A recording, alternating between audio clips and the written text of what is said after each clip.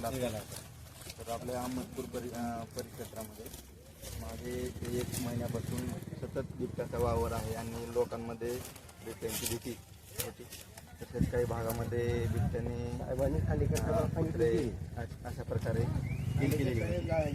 तर लोकांच्या मागणीप्रमाणे व लोकांच्या परिस्थितीनुसार, स्थानिक परिस्थितीनुसार जो 6 तारखेपासून पिंजरा लावण्यात आलेला होता. काल रात्री 10:30 वाजता बिबट पिंजऱ्यामध्ये गिरबंद आहे. आता त्याला आम्ही सुरक्षित ठिकाणी नैसर्गिक अधिवासात सोडण्यात.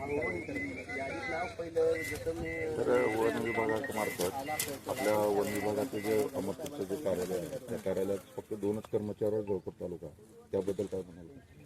का सांगता का तर थोड्या खाली ज्यावेळेस आता बिबट्या सापडला म्हणजे दिसून आला, सदृश्य चित्र दिसलं, ज्यावेळेस दिसले त्यावेळेस 2 घंट्यानंतर आपल्या वन विभाग आला. तर आम्हाला आमचं असं सांगायचं की इथे वन क्षेत्र जास्त आहे, तर त्या वन क्षेत्रामध्ये इथे काही स्थानिक लेवलवर काही होईल कर्मचारी एखादी 1, 2, 4 नेमता येतील का?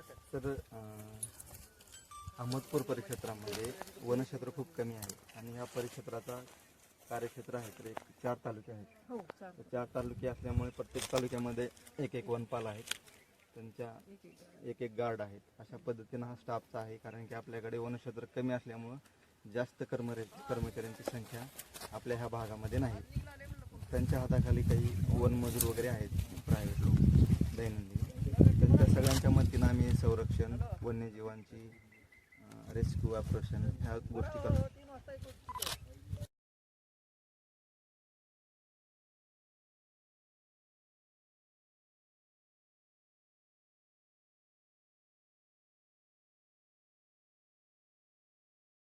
नाही, आम्ही तात्काळ कारवाई केलेली आहे. परवा दिवशीच्या रात्री आमची पूर्ण टीम गस्त घातलेली होती. आमचे वन परिक्षेत्रांतर्गत जेवढे वनपाल, जेवढे वनरक्षक आणि वनमजूर होते त्यांनी सर्वांनी पूर्ण गावामध्ये नागरिकांना आव्हान दिलं. त्याप्रमाणे ज्या ठिकाणी तो स्पॉट झाला होता त्या ठिकाणी जाऊन तिथल्या शेतकऱ्यांनाही बोलले आणि त्यानुसार कारवाई केलेली आहे. आणि पूर्ण रात्रभर गस्त घातलेली होती. त्याच्यानंतर पहाटे ते गेले आणि लगेच दुसऱ्या दिवशी हा जेरबंद झालेला. आणि वेळोवेळी गावकऱ्यांमध्ये आता बाईट देत असताना सगळ्यात सांगायची हे वन्य प्राणी पकडण्यात आलेला आहे आणि इथून लोकांनी फिरत होता. त्याच्यामुळे आम्हाला प्रशासनाने भरपूर काही सहकार्य करून, पोलीस प्रशासन, तहसील प्रशासन, वन विभागाने भरपूर काही सहकार्य करून बिबट्या पकडण्यासाठी यशस्वी झालेले आहे. तरी आम्ही शेतकरी बांधव समाधानकारक झालेलो आहोत.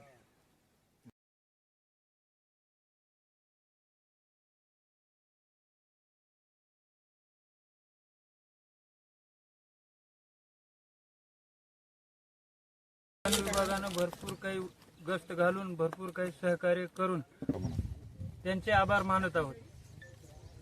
धन्यवाद.